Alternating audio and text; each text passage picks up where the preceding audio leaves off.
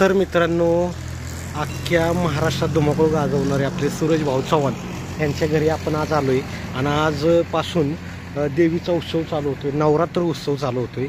तर घरोघरी देवीचं आगमन होते आणि या ठिकाणी पण सूरजचं जे घर आहे त्या घरामध्ये पण सूरज तर प्रचंड असा म्हणजे भक्त आहे देवीचा. तर या ठिकाणी त्याच्या घरात पण बघू शकता इकडच्या साईडला घट बसवण्यात आता येत आहे. सूरज यांची आत्या या ठिकाणी आता घट बसवत आहेत मित्रांनो. म्हणजे आपलं नशीबच आहे, नेमकं आपण इथं आलो आणि आपल्याला आता इथं घट बसवताना पाहता येणार आहे.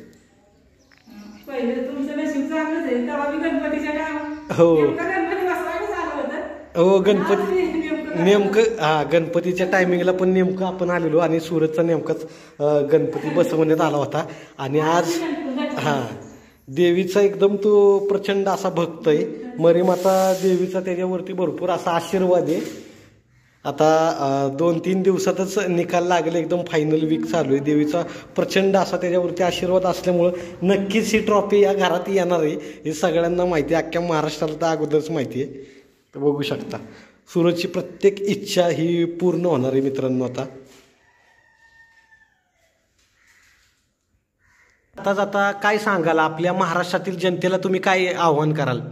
आता महाराष्ट्रातील जनतेला आव्हान करते, 2 दिवस राहिला आता ट्रॉफी जितायची. मग आता तुम्ही आमच्या सूरज बाळाला तुम्ही आमच्या वोटिंग करा आणि सगळ्यांच्या आशीर्वादाने, अख्ख्या महाराष्ट्राच्या आशीर्वादाने त्याला ट्रॉफी मिळू द्या.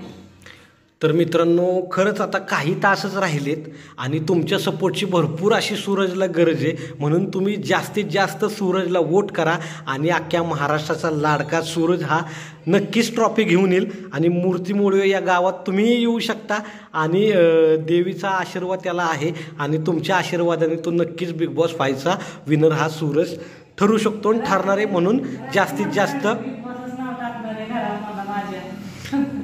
तर बघू शकता मित्रांनो, सूरज म्हणलेला की घरावर पण नाव मी बिग बॉसच टाकणार आहे. त्याला एवढा कॉन्फिडन्स आहे. तर तुम्ही पण कमी पडू नका आणि भरभरून वोट करा आणि आपल्या सूरजला, गरिबाच्या लेकराला तुम्ही विजयी करा, हेच मी आवाहन करतो आणि इथंच थांबतो. धन्यवाद.